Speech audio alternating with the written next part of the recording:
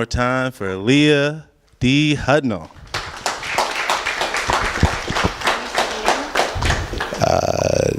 Yes, yeah, you can sit up there. That's right. Yeah, you sit here. Okay. I'm gonna go. Hi, everyone. I'm so glad that Mordecai took accountability. It's always great to start with accountability. But that's on me too, because I don't know why today I started with asking Mordecai about time. I actually believe time is social time. Yeah, it is. I know, and I I don't know what I was thinking. Okay, so welcome to the Future of Black Education Freedom lecture here at ThirdSpace Action Lab. Can we get another round of applause? I know it's late, but come on. I'm really excited about this set of lectures that have been curated by ThirdSpace. And in the interest of time, ThirdSpace is known for a soul check. I thought we could skip that and just do a reality check. Is that okay? That's okay? Okay, Derek, I need your help. Okay. I want to give you all 3 hard truths about Cleveland that I'm sure many of you in this room already know. Based on census data and statistical data, Cleveland is still one of the most highly segregated cities in America. We know that, right? Technically, we are the 8th most segregated major city in the U.S. We also know that the black and white populations predominantly are separated by our river, right? East and west. Are we all still there? Okay. I think this third one is going to be the one where we have to hold hands, okay? I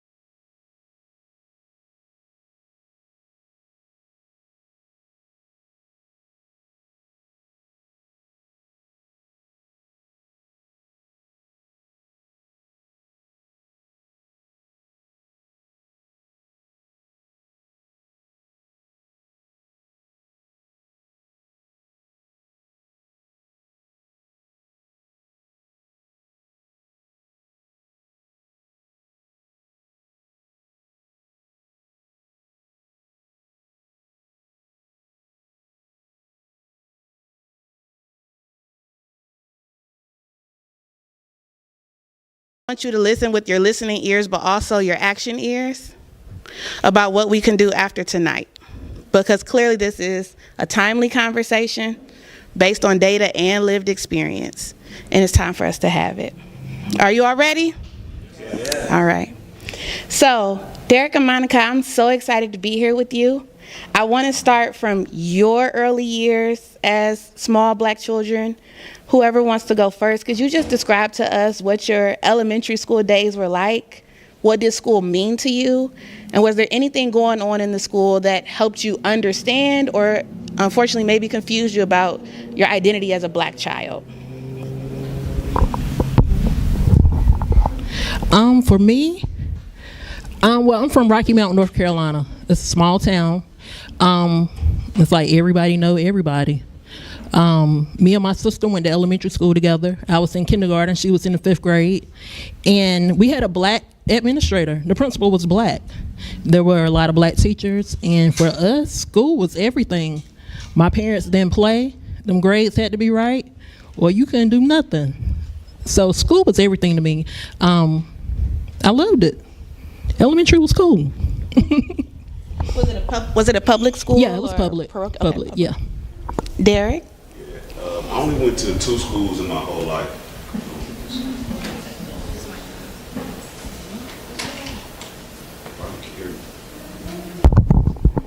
All right.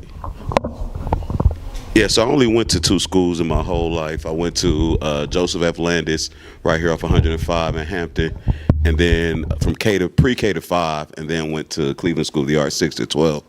And I had my first black teacher in the 5th grade, Miss McQuarrie, and it was amazing because Miss McQuarrie actually lived across the street from my great aunt, right on 105. And so I could see her on the weekends. I could ride past her house and wave. She wasn't trying to talk on the weekends, but I still could see her on the weekends, and I knew she was deeply invested in the community.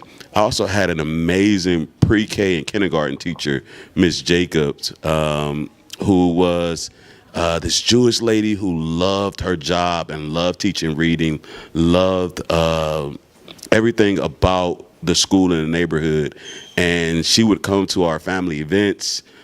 She would really be a champion for education in our whole entire community, and so that's what I remember about school the most. It was I went to mostly blacks. The Joseph Landis was all black, and School of the Arts probably was like 98% black, but they were high performing schools. So I went to 2 high-performing all-black schools, essentially, and I think that that's like the backdrop of what I remember in terms of education. Thank you. And those were 2 high-performing public schools that were predominantly black. Yep, 2 high-performing public schools. So the second part of that question, was there any point that you can remember where your black identity became a topic in class, elementary or middle school age? Or did you just go to school knowing you were black? I knew I was black. I knew I was black too. Was there any curriculum? I mean, we're sitting in the middle of a reading room. I'm looking at some black youth books over here. Anything like that that leaned into that identity specifically? This summer, the Cleveland Library used to do this program. I don't know if they still do it, called Read Baby Read. And anybody remember that, Read Baby Read? And they used to have a nice program at the Langston Hughes Library in the summertime where they would pull out black books and we would talk about them and read them. It was a competition every summer to see who can read the most books. And so that probably was it for me, even at these predominantly black schools. So one of the things that I think is very interesting about this conversation is there's a lot of people that talk about the state of education, but not everyone, including myself, has been a classroom teacher. Both of you have been educators. Derek, you ran a building as an administrator, as a principal. Could you actually talk to us about the experience of leading a classroom? I believe in both of you have the experience of being in predominantly black classrooms and how you hold the responsibility of teaching for all and teaching the curriculum as you were trained to do, but also showing up for who's actually in the seats day to day. Well, for me, in my classroom, they know I'm the boss. They respect me. They respect me. But I get that respect because I built relationships with these kids. These kids will do anything for me, but these kids in my classroom, they feel seen. I listen to them, so they're heard, and they're celebrated. So I think that works perfectly in the classroom. Do you all touch on racial identity in your classroom? In my classroom, no. We just have a lot of fun, a lot of laughs. Is it an intentional omission, or it just has never come up? It's just never come up. Derek? I got 2 students sitting right here, so I think that's a good question for my former students. I'm gonna ask. Can I ask them a question? Well, you already off the sitting script, there. so you might as well keep going. That's part of black education. We don't raise our hands. That's part of Derek sometimes. Holyfield. Is my mic on? That's part of Derek Holyfield. So, fellas, this is Jay Sean and Jalen Tyree O'Tay. Let's give them a round of applause.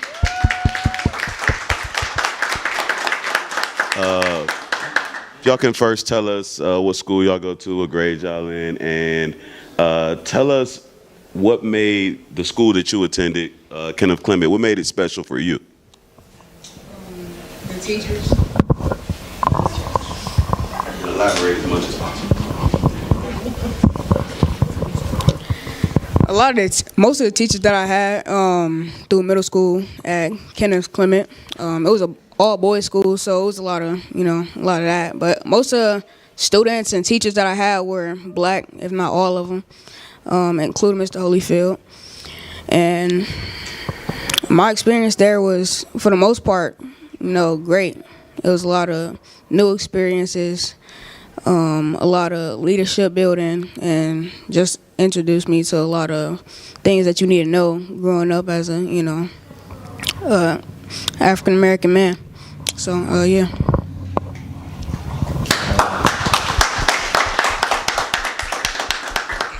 What school do you attend right now? I attend John Hay Science and Medicine. I'm in the 10th grade.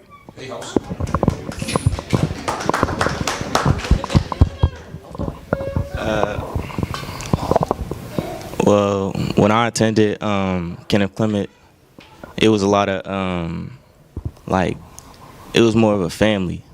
Like everybody was connected in some way, and everybody knew each other. Even if the teachers wasn't black, they would still contribute to what we was doing and what we had going on. It was always fun. It was always good, and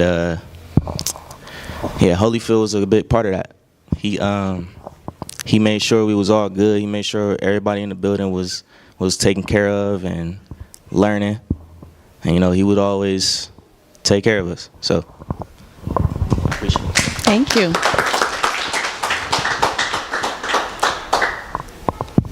And just to add to that, one thing that they don't know, well, they probably do know this, is that there is an extra level of energy that you have to put into running a school building when you care.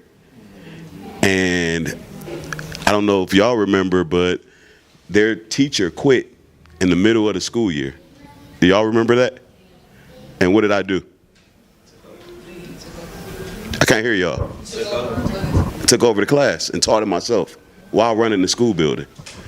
And so that's an extra thing on top of my regular schedule, but there was no way I was going to let them graduate without having an English teacher. When it's there, it was Jay's last year.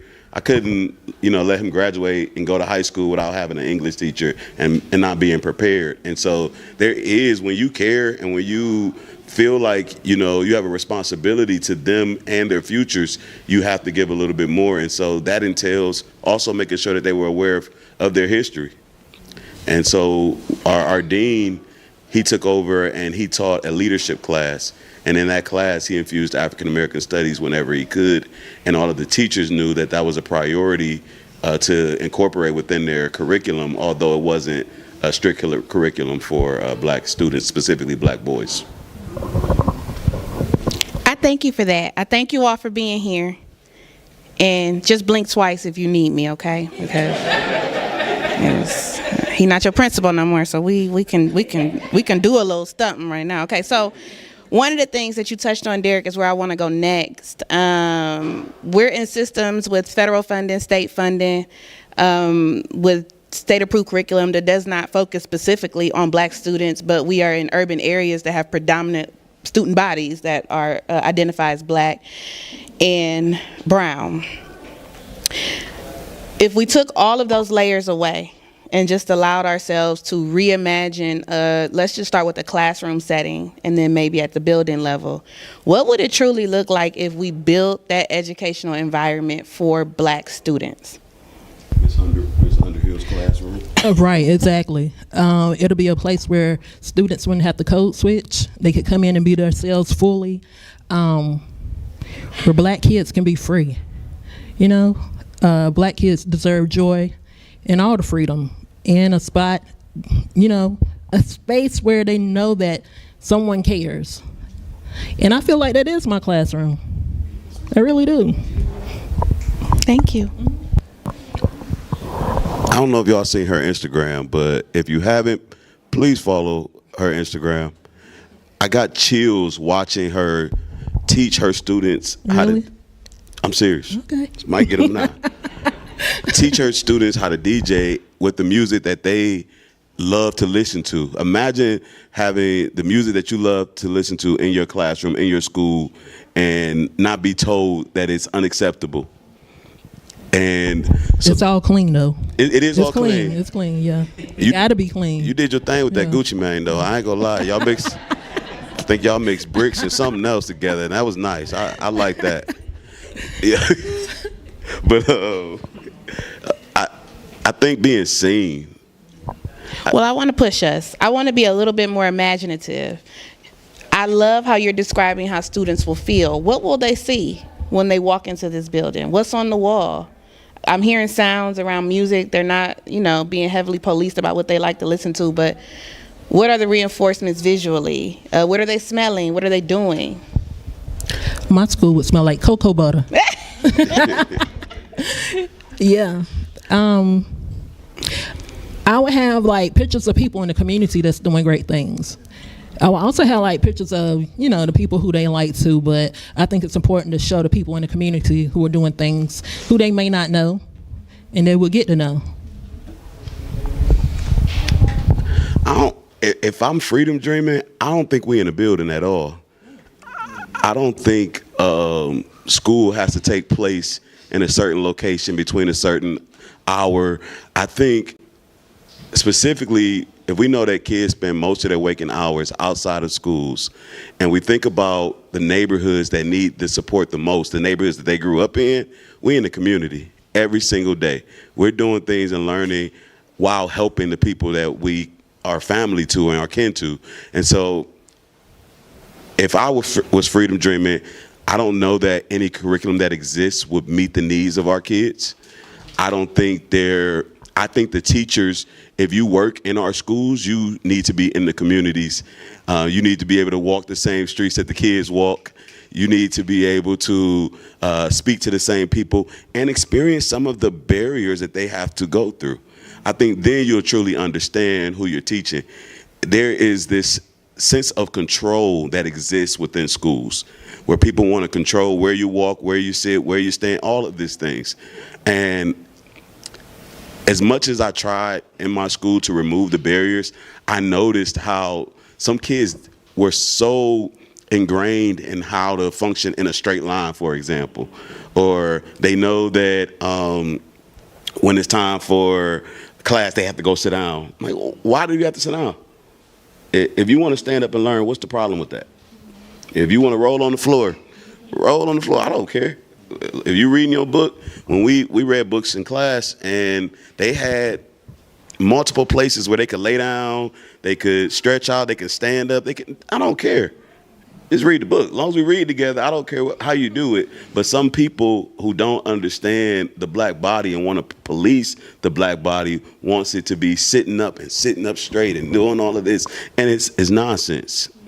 It's nonsense. So if I'm freedom dreaming, I'm dreaming with people who understand the culture, who understand the kids, who understand the families and the parents and what they go through and can relate in that way.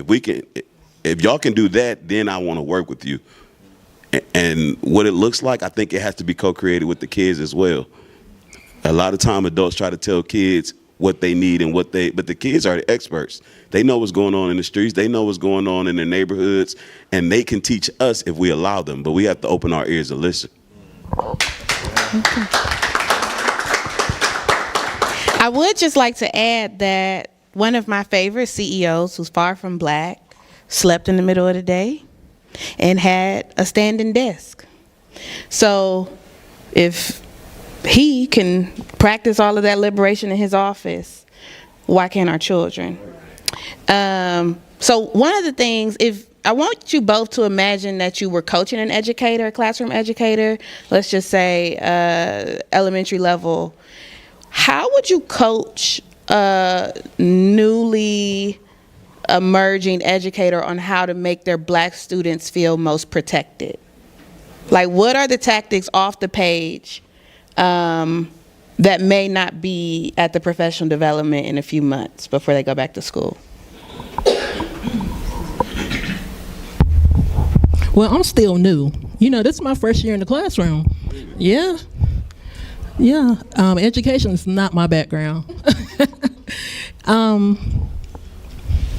Again, that goes back to building a relationship.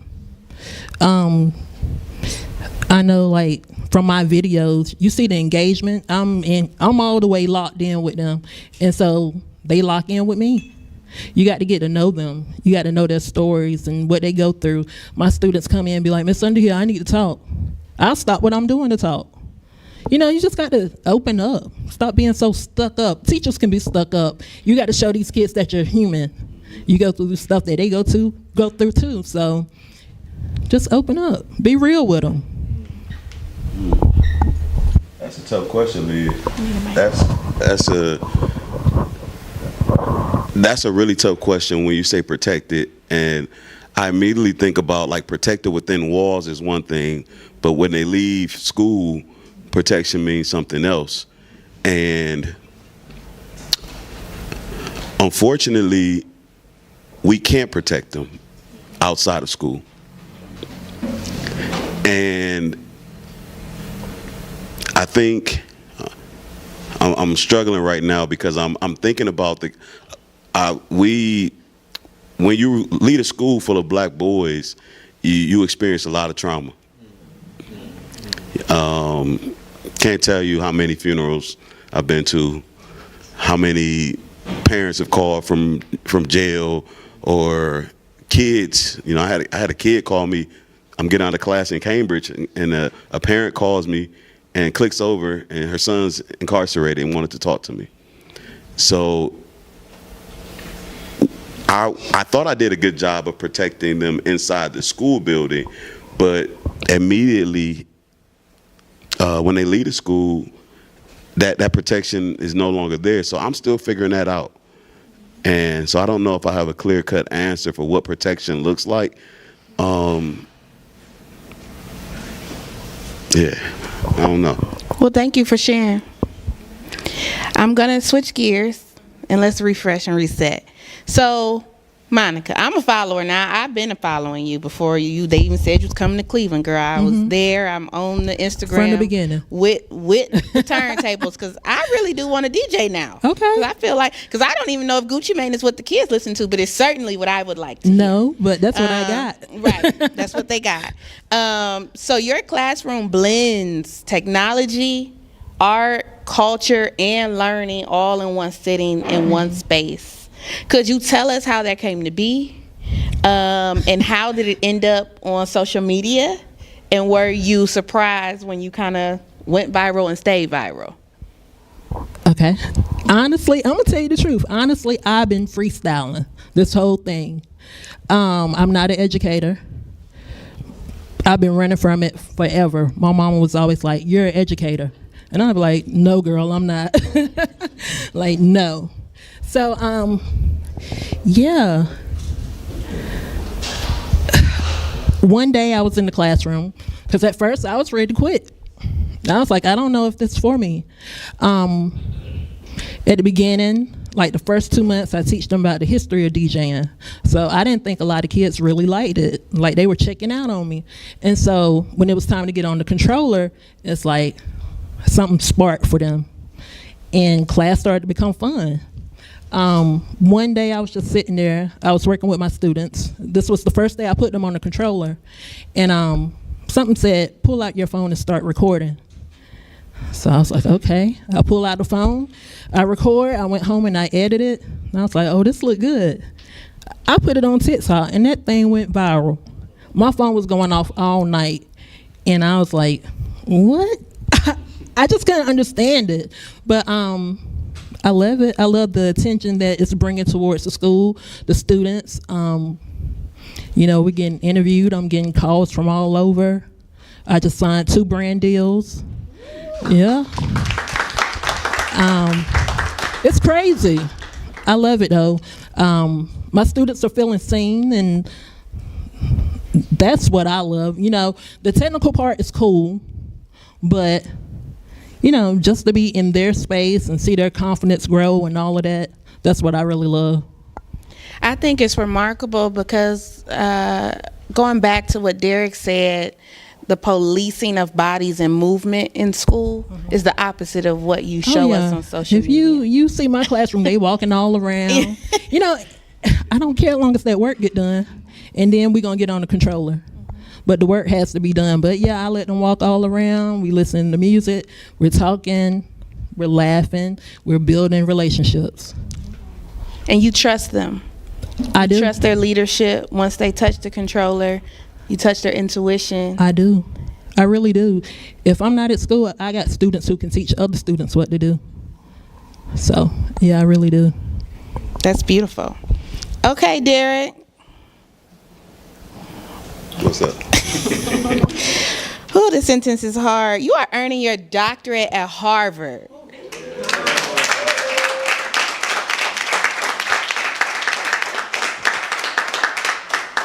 I'm not gonna cry. Okay. Mordecai, you wanted me to share the story, so I'm gonna share it.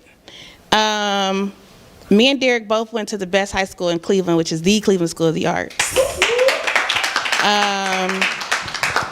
At the time, it was a high. I know. I saw it was some hate confusion. It's hate fever, baby. It's okay. And at the time, it was a middle school and a high school. I was a writing major, and it was a very big deal if you could. We used, before Cleveland Clinic bought up the city, it used to be a theater on Euclid across from the Burger King, and it was a very big deal if you could get your student-written play produced at the New Play Theater Festival across from the Burger King. And I had tried for like 2 years, and I never got it. My senior year, my play gets picked up, and the theater teacher at the school reads my play and tells me I need to go talk to Derek. Now, Derek was a few years younger than me. I didn't know who Derek was. So I'm on the hunt for this boy. I think I went to the basement looking, I'm looking for Derek. I find Derek and all his little friends. And I asked them, I said, Dr. Miller said that you all should play these specific parts in my play. I really wanted my play to be produced. So I was following his lead. And Derek asked me, what you paying? Now, this is free. We are in high school. I don't even know. He might have been in 8th grade. And I was like, paying? Like, what? I ended up getting them gift cards from Burger King. And they were in my play. And that's how I met Derek. And so for me to be able to read a sentence that says you're earning your doctorate at Harvard is just one of the best sentences ever.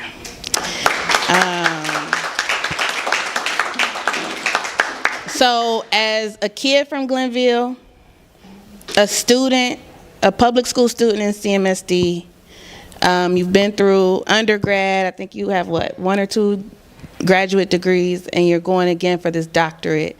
How do you keep your sense of community, and how do you stay rooted out in Cambridge? I like Cambridge. How do you stay rooted out there? I remember my why. I remember the students like these two sitting right here. I remember the parents who were sitting back there who showed up tonight. And I remember, I think about this city. I love and hate this city at the same time. We live in a racist, cover your ears. We live in a racist ass city. We really do. And when we think about it, when we think about the harm that our school district has had on black kids in this city, historically, we have parents who have dealt with the harms of our school district. We have people who are actively fighting against it. Don't get me wrong, there's some great educators in this city. But the fact that there is not outrage for the stat that you just named tells us a lot about what we accept in this city. What we accept in terms of underperformance, undervaluing. And so when I'm in Cambridge, I'm not thinking about Cambridge. Everybody in Cambridge know where I'm from. They know what I'm about. They know what my purpose is while I'm there. And even when I tell them I want to do something in another city, they're like, no, you're going back to Cleveland because you got work to do. And I do. And I believe there's so much potential here, so much potential. But I also feel like with all the potential that we have, there's so many people who never reach their full potential because of the barriers and the burdens that are placed around this city. I always, quote Kendrick Lamar's "Good Kid, Mad City." I've seen so many good kids get caught up in this mad city and things that are happening. And so my work will not be done until, all of the kids in this city have at least an opportunity to attend a school that will put them on the path to success. And so that's how I stay grounded, and that's going to always be my why, and yeah, that's it. Can we get a hand clap for that? So I believe we're going to take a few questions. I'm looking at Mordecai. Okay, but before we do that, could you share with the folks in the reading room here, what's one thing you want them to take away from tonight's Freedom Lecture? Out of all that you've said, and all of it has been great, what's that top bullet point?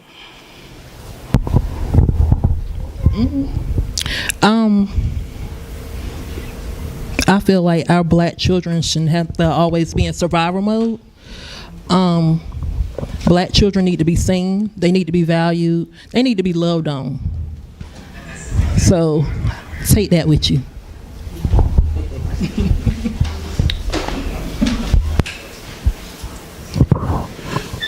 We have to demand excellence. I think we cannot continue to accept some of the crap that they give us. And what that looks like, I think, is going to take all of us together. I'm glad we're in this room right now. We can at least kind of call out some things. There has to be some intentional planning. There has to be some intentional conversation, some intentional thought about it.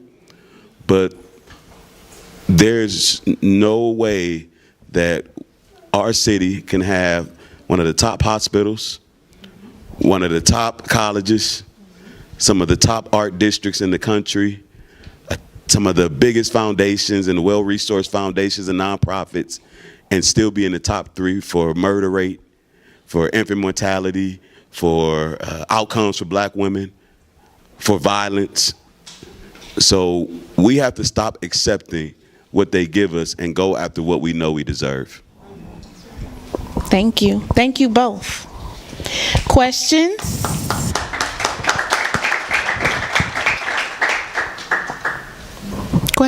Don't be shy. It's a freedom lecture. You're free. Go ahead.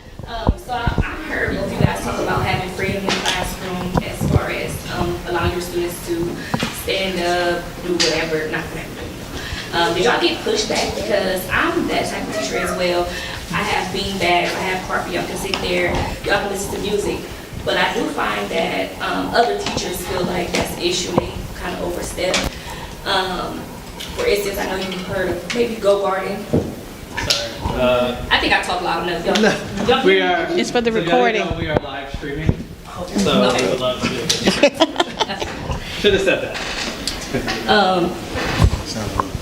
It's not working. Here, what's mine? Never mind. All right. Y'all want me to start over with my question? Hi, I was asking about the freedom in school, allowing your students to talk, walk around, things of that nature. I feel that same way as well because it allows the students to express themselves the way they want to, different ways of learning, spark different things. So we have Go Garden, and I'm like, okay, y'all can listen to music, but a teacher or administrator from another room can log on to Go Garden and exit them out. And what do y'all do in that situation? Like, you run your classroom this way, but there's others that feel like your way is not the right way. How do you handle that? I know I got haters at school. Even my director be hating on me. But, I mean, I just do what I do.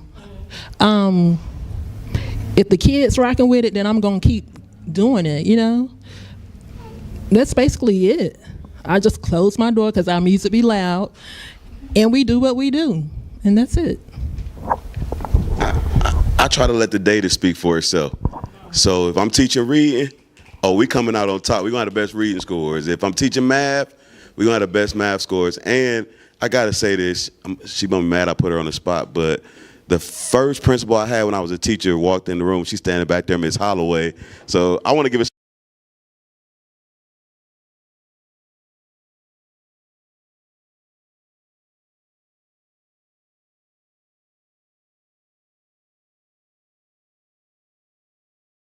form. Like, she created the space to intentionally be myself my first year. And so I think that's important. The administrator is one thing that's important to have your back.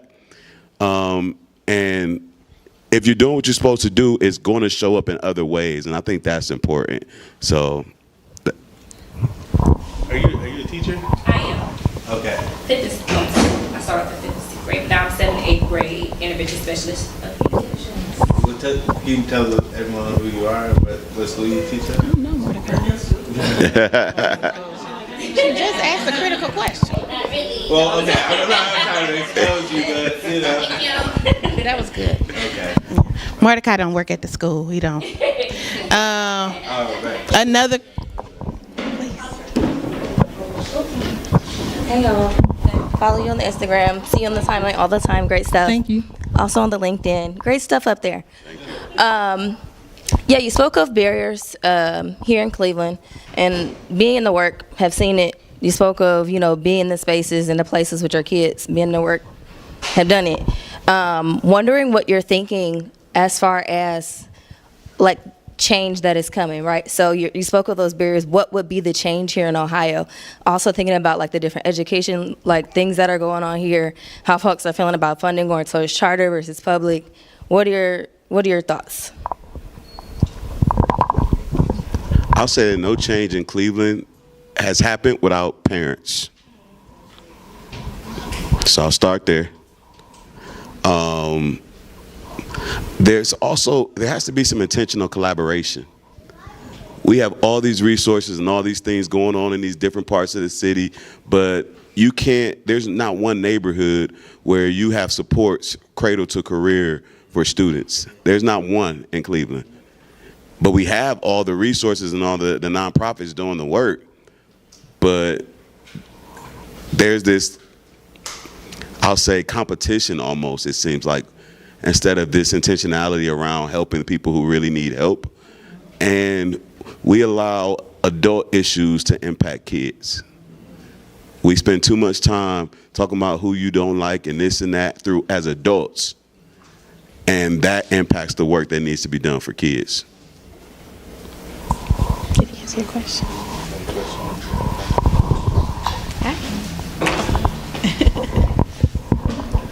Don't want to hurt you. Hello, I'm Rita. I'm from the neighborhood. What? Oh, don't nobody want to see me. Anyway, I guess you can say I'm a dinosaur. I graduated in '67 from John Hay. They was waiting on it. They couldn't wait. They couldn't wait. Amen. I'm glad you're here. Now I should run away. But anyway, I'm interested if anyone knows, because I've been trying to find out, why did they change junior high? Because that's what I went to. And it was after you graduated from 6th grade, so you went from junior high 3 years, and then you went to high school.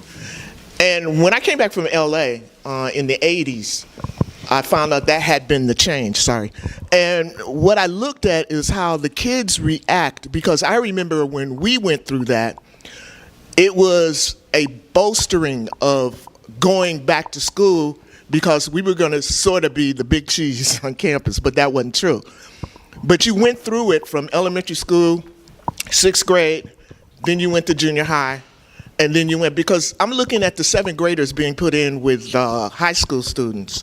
And to me, I think it defeats their purpose or their understanding of how growth is.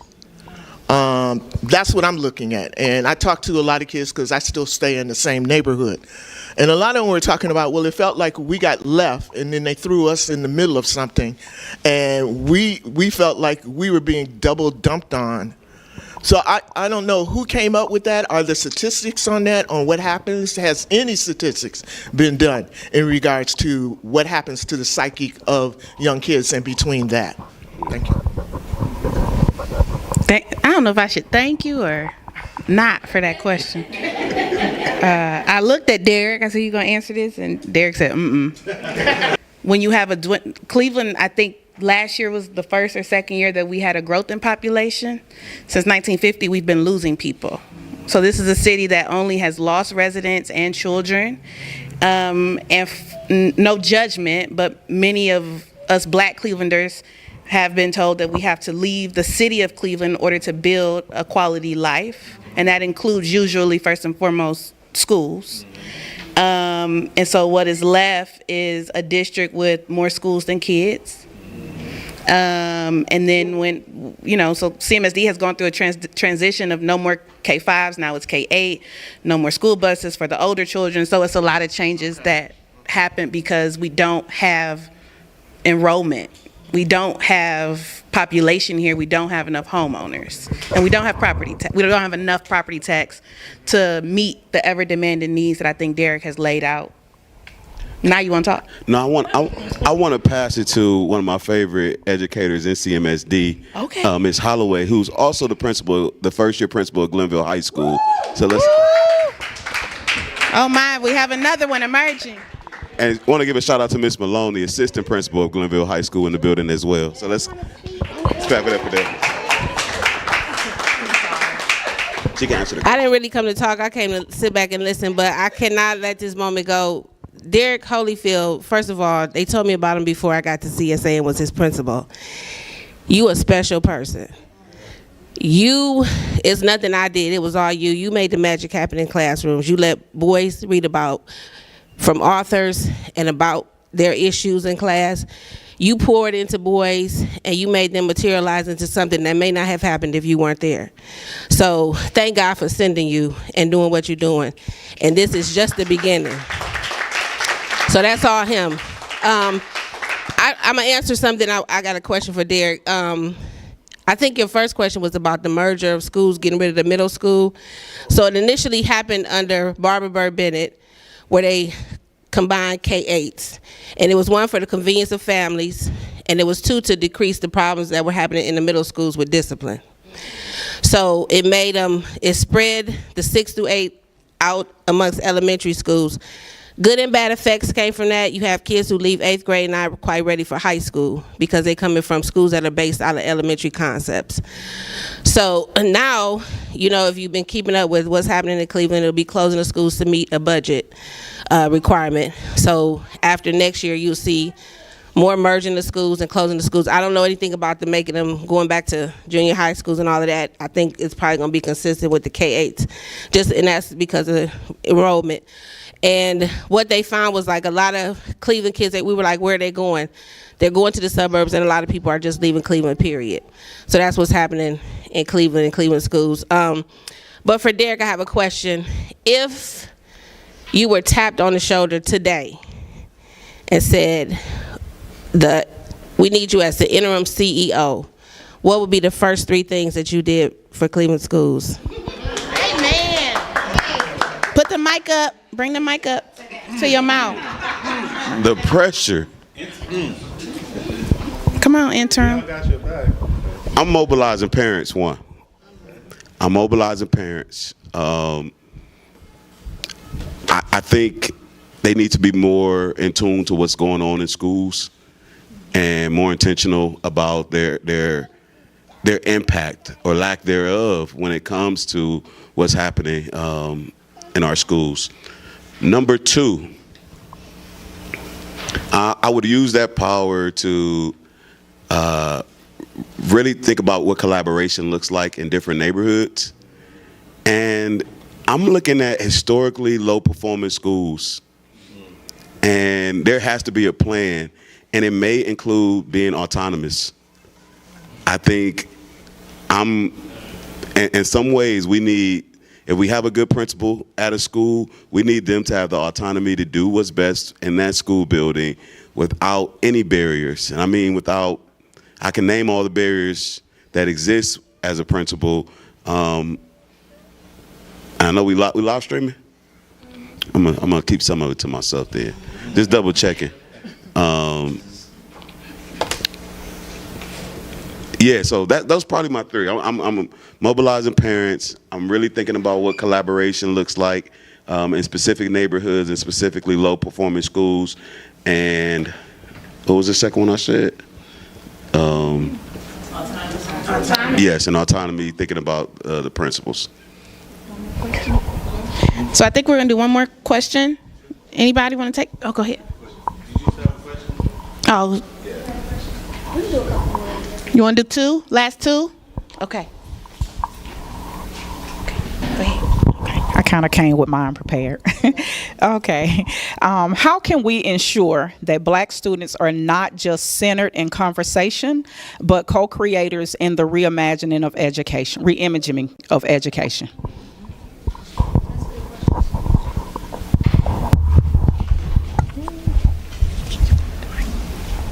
It's kind of like what Darius said already. Letting them be a part of it. You know, in my classroom, I let kids go ahead and make their expectations, so they feel like they have some type of ownership. Yeah, I gotta think some more on that. I think there's something about, like I mentioned curriculum earlier. It's like almost like when you go to a doctor's office and they already got your prescription out before they know what's wrong with you. That's kind of how we're addressing education. We already got the prescription ready for the kids. We haven't met the kids, but we know in 6th grade you're supposed to do this and that. And so I would love to see kids co-create the curriculum, co-create the experiences, and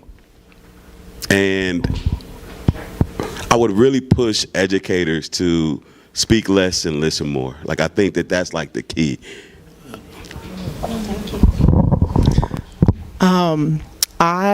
My question is more of like from an advocate standpoint. I'm not a parent yet, and so I work in special education. I work for the Legal Aid Society of Cleveland, and I represent families who are, dealing with their schools on behalf of their student. And so every day I think about what can I be doing to make sure I'm more of a voice for these parents.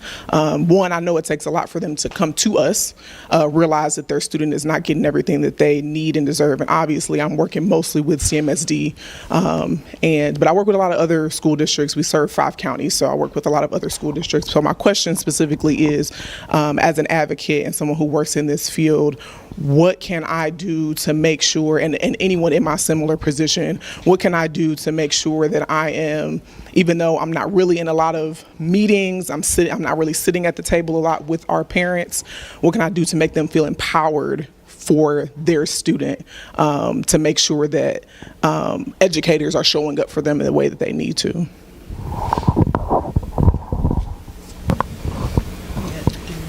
Here we take it. What's at the top of mind is some of the parents who were at Kenneth Clement with me. And I want you to hear this. I had a parent who had to be at work by 8 o'clock. Our school building don't open till 8 o'clock. So she has to make arrangements for that kid to get dropped off early or whatever it was. She go to work. She's there till 5. The kid gets out of school at 3. So then she has to figure out, make arrangements there and all of that. Throughout the day, the kid is having trouble at school, so the teacher's calling all day while she's at work. Then you have this thing where she has to get off and cook dinner, and she has to do all of the things and be everything to her kid. And all I could think about is all of the barriers that I don't even know exist that she's dealing with. And I think the best thing that we can do is try to remove some of those barriers. So whether that be helping with childcare in terms of like resources for that, whether that be whenever we would do a school event or programming, I made sure dinner was provided, because nobody wants to come to an after school event at the kids' school and then go home and cook. So little things like that, just removing those little barriers, I think is a big help. And also, I think we need a lot in terms of like resources, in terms of like resource management, where to go for certain things. And so if you can be that person for them, like we know the typical issues and barriers that exist within the community, but what are the best places to go for certain things? I think if you kind of can start thinking about a resource bank of resources and supports and kind of vet those places. That's another thing. We have a lot, but not everything is good. we don't do enough with program evaluation. Like I looked at some after school programs when we were trying to figure out which one to bring in our school, and none of them met the criteria for my school. And so really looking at and doing some research on what's available, and if you can rank them or something like that, I think that's helpful for someone. Can I add one thing? Also identifying the contacts that you trust. Because one thing that I've seen is that parents come home, well, let me talk for myself. I come home with a folder of 1-800 numbers or information contact emails, and that's like a day's worth of work within itself. And I have an advanced education, and I'm not struggling with literacy, and I'm not trying to sound alarmist, but I can't imagine if I were, how would I respond to all these pamphlets? And there's no highlighted name, there's no one to start with that I know will just pick up. So it's also hard to navigate. Mordecai, you want to close us out? Or Doctor? Oh. If I can. Sorry, I'm going to take a point of privilege just a little bit. Thank y'all for being here. Really appreciate you both. I have listened to the conversation. I think there are some parallels between what you're experiencing in North Carolina and what we see here with CMSD specifically or other school districts. I think my question is specifically for Monica. I'm wondering, how do we replicate the ingenuity that you have used to get into the classroom? I know that you said it's your first year, but how do we replicate something like that here? How do we get our administrators and our community and our families to buy in? Because I know they said follow her Instagram, but for real, like, your kids be really into this. Like, this is their thing, and they get good at it, you know? So how do we replicate something like what you're doing in North Carolina? How do we bring that here? Bring me to Cleveland. I don't know. Like, I just go in and do me, to be for real.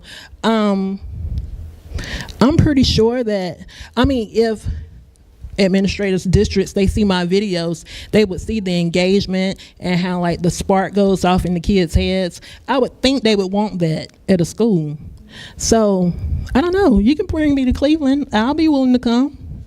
I'm gonna push you just a little bit and ask, was there something that you had to convince your administration of to let you get in the classroom? No.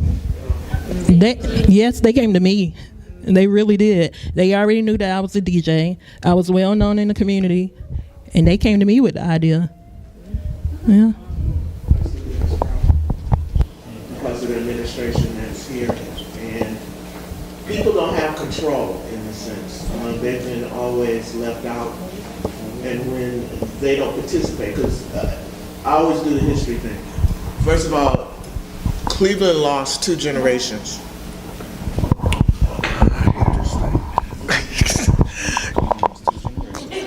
Thank you. It's my secretary. Cleveland has lost 2 generations due to the crack dump that was done on a lot of black neighborhoods across the country. And that was during the 80s and the 70s. You had a lot of people moving out because of that, and you had a lot of people that got stuck, and they became parents at young ages, and so they acted more like their kids. So there was no parenting going on. And when it came to going to school, because your kids was having problems, they got disgusted with the teachers and told them they were the problem. But the one thing is also the money. Paying taxes for schools should not be, because in every neighborhood, everybody doesn't make the same amount of money. So it takes away from the school, and you're right in regards to getting parents in. My parents were involved. That's why I'm a dinosaur. We didn't have that problem. I grew up where my parents were there. My mother always told me, if you get into trouble, don't let me come down to that school. So most of the kids were told that. So they did their best not to get in trouble because they knew they wouldn't get it at home. But I was looking at what they did in Hamburg, Germany, or probably in a lot of other European schools when you were talking about coming in and going to the parents. They don't have where property pays for schools. What it is, the schools are run like colleges. So you have to recruit people to come to your school or to the school that's in the area that you're teaching at. If you can't get enough students, that school is gone, and they come up with another one. Somebody else comes up with another one.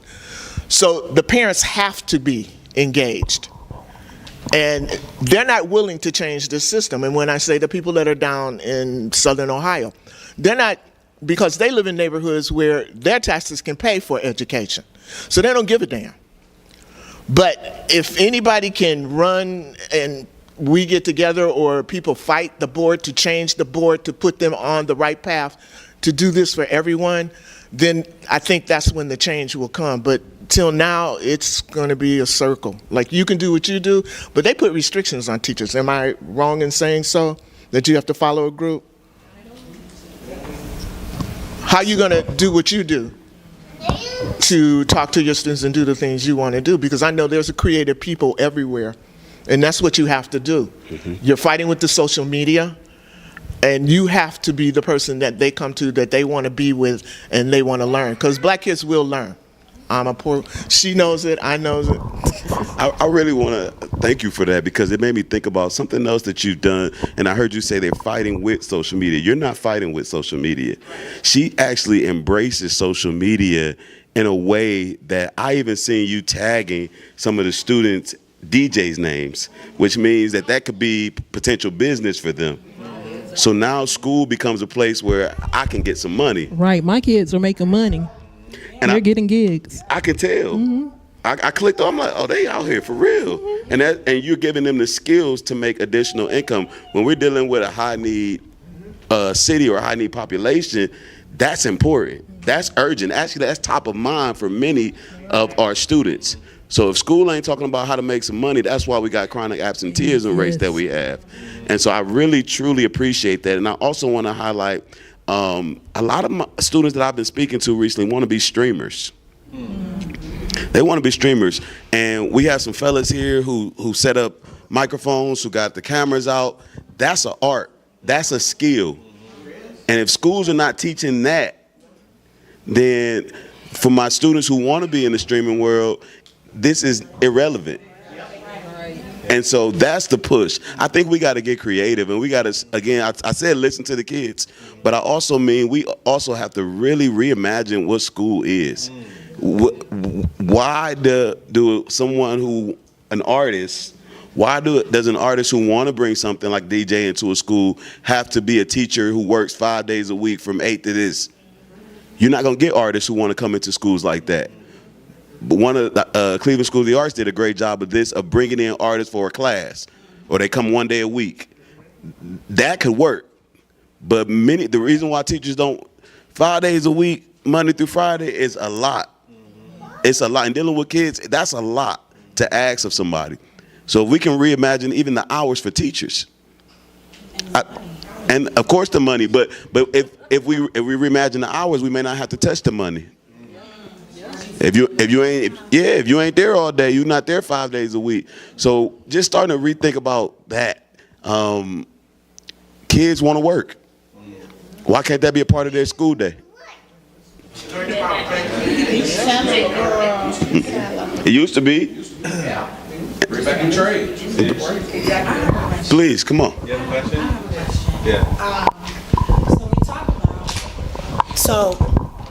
So we talk about the programming, right? So just for example, you mentioned the after school programs, and after vetting them, you found that they didn't meet the criteria.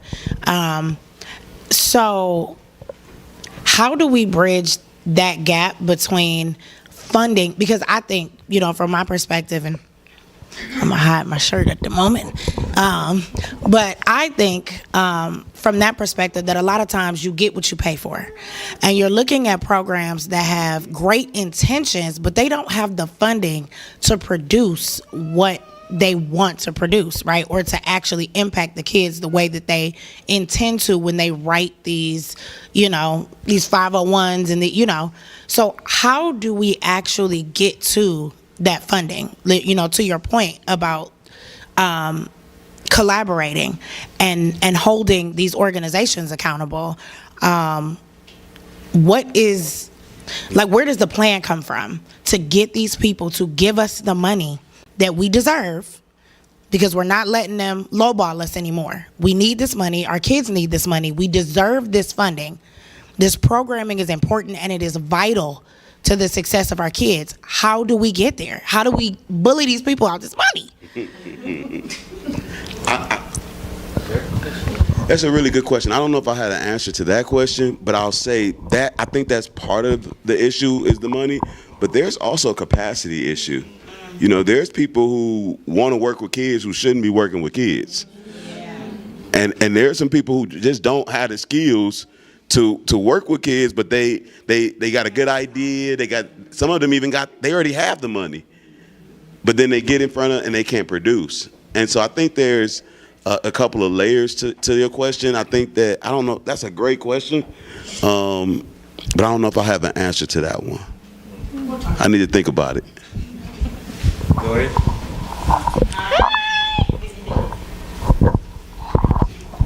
Hi, I'm Gloria Ware, founder of Get the Bag.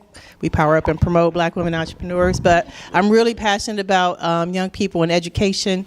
And just this morning I was here and I was talking about how there's a big opportunity to start getting students educated about starting businesses early while they're in middle school even, because they have the ideas, they have the passion, it's just getting them connected. But my question is really about place-based education.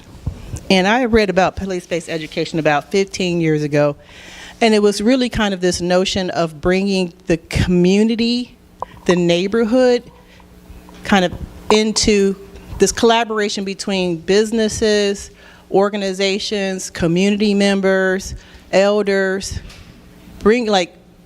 because right now the schools are very disconnected from what's around them. So, and I was just having this conversation about just kind of teaching kids about civics education and how we just drop the ball when it comes to civics education, and at this time it's really important because it's not creative, it's not engaging, it's not fun. And so just how can we make the lessons that we're teaching more relevant to people's everyday lived experiences, right? Because if civic lessons looked a little different, I think people would show up differently as it relates to being engaged voters, engaged citizens. But then also too, place-based education is where the businesses know what's happening in their local schools. They're involved, they're engaged, they're hiring the students. The students know oh, this is why math is important because this is connected. Oh, this is how this person makes money and this could be a potential mentor. But the whole, there's community gardens in the school, but it's really about kind of bridging the gap between what's happening in the school and the surrounding community so that students will be more involved and understand the why of what school is and have immediate benefits from relationships that they're building, but also understanding kind of connecting the lessons to, oh, this is how I'm going to make money or this is how I'm going to engage as a citizen. So what do you know about place-based education? Are there any areas practicing it? Is it something that we've tried? The best model, I believe, is in Harlem Children's Zone.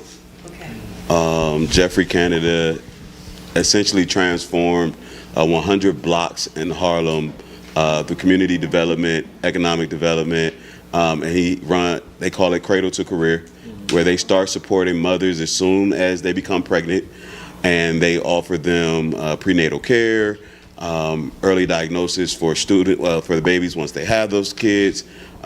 Pre-K through 12th grade, they run a school. They have wraparound supports like most community schools, but they run the after school, they run the summer programs. They really remove many barriers from parents' plate in this neighborhood. And then they also have a college program where they make sure that they support students all the way through college, not just getting them there. One thing that Cleveland is, been celebrating right now is Say Yes, which is the last, tuition gap closing scholarship program. That's the money aspect, right?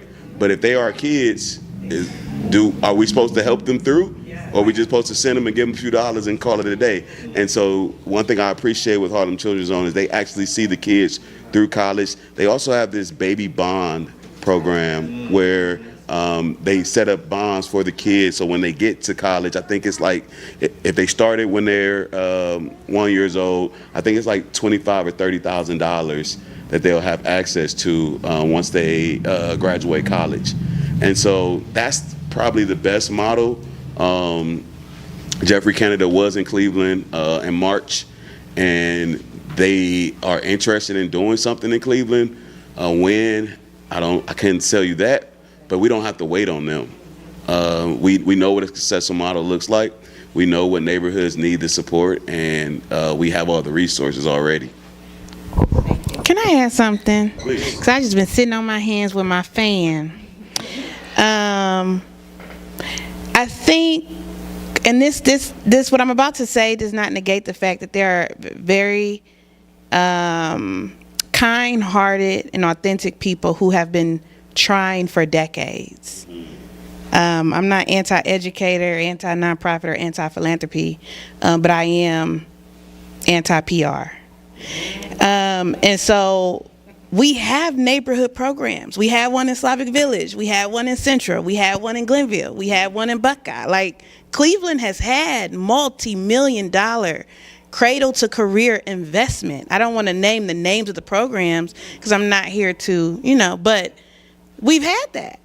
And yet and still, we're reading the same data points that we started this conversation with. And one of my favorite things to show people is my grandmother's elementary school report card from a school that has been failing for 50 years.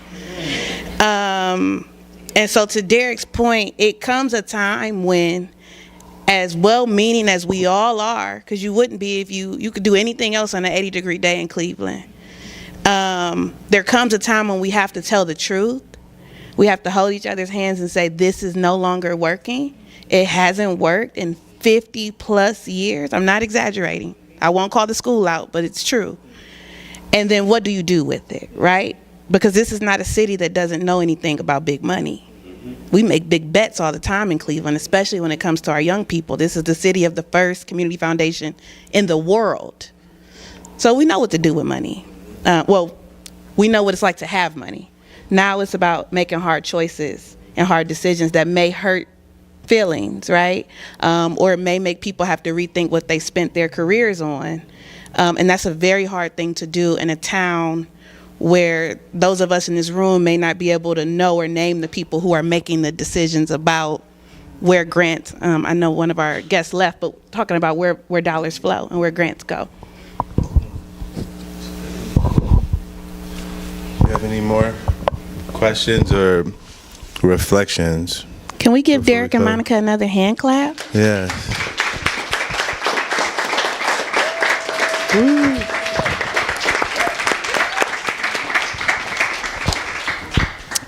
So I suppose I was supposed to sit here and just look cute as a prop, but there's one more step before we get out of here.